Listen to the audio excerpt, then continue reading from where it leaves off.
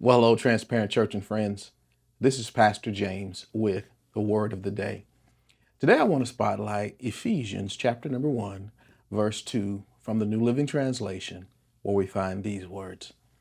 May God our Father and the Lord Jesus Christ give you grace and peace. Well, as we get started today and continue in the theme of grace, I want to use today for a theme, grace for daily living. The Apostle Paul knows something about grace because he was given grace in his transformation to not only move from persecuting the gospel to preaching the gospel, but also writing about the gospel to the various churches that he began to share with.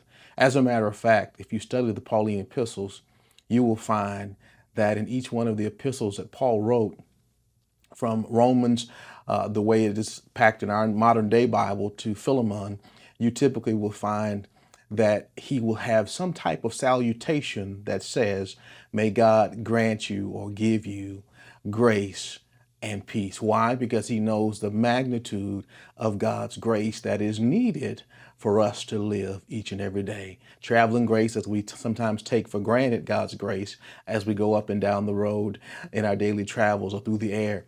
We take for granted God's grace because he's been so good to us. But here's what I want you to know today.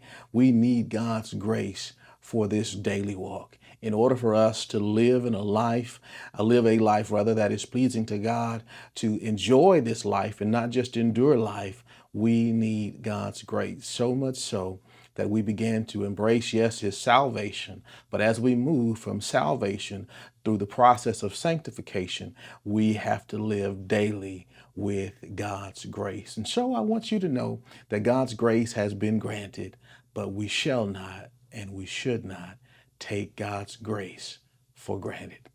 Walk in the grace of God today. Let him love you, and let that lead you to loving someone else because of God's grace for today. God bless you.